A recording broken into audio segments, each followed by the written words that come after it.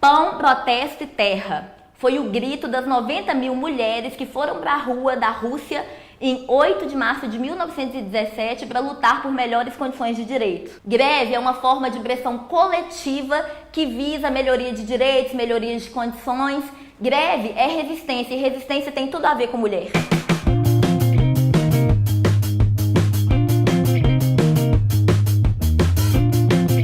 Em 1975 teve a primeira grande revolução das donas de casa do mundo. Isso aconteceu na Islândia e lá as mulheres insatisfeitas com as condições sociais e domésticas que elas estavam vivendo, elas se rebelaram e pararam de fazer as atividades domésticas em casa. Isso fez com que a Islândia fosse um dos países primordiais para o feminismo, inclusive teve a primeira presidente mulher da Europa.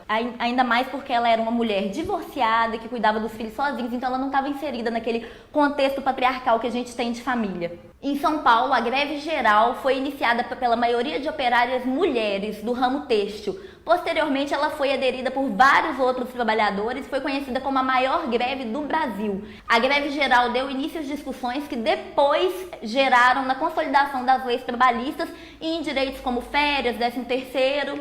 A greve é um direito constitucionalmente garantido, ela está no artigo 9º da Carta Magna e ela tem uma legislação específica que rege como ela deve ser realizada.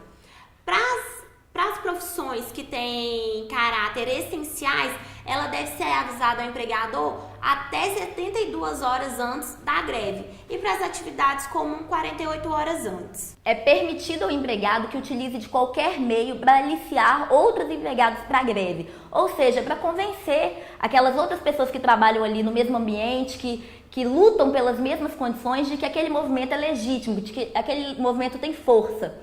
Também é possível angariar fundos para a greve. O empregador não pode, sob nenhuma hipótese, aplicar sanções ou aplicar medidas que visem castigar o empregado que quer aderir à greve, que quer lutar por aquele direito.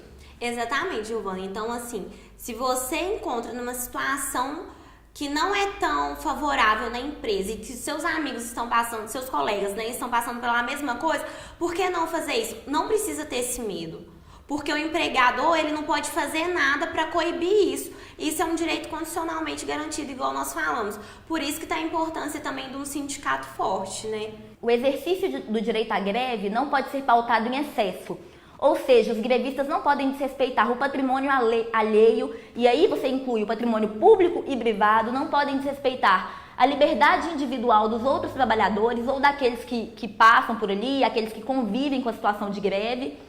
E, em caso de excesso, é possível, inclusive, o controle mediante força policial. É igual assim, o povo não pode sair quebrando o carro, não pode sair quebrando a empresa, sabe? Isso não pode acontecer. Há uma dúvida se o empregador pode fazer essa greve, que é o quê? É o efeito contrário, geralmente são os empregados, aí o empregador pega revoltado com os funcionários, vai lá e faz isso.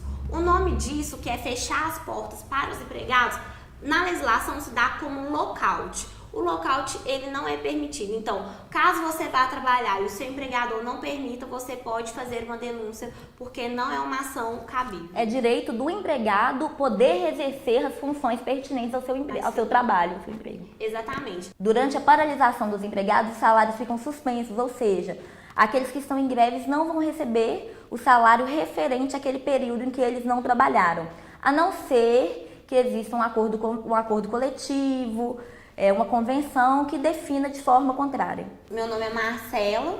Meu nome é Giovana. Procure seu sindicato, procure se informar, saiba sobre a contribuição sindical, procure uma advogada e vamos juntas!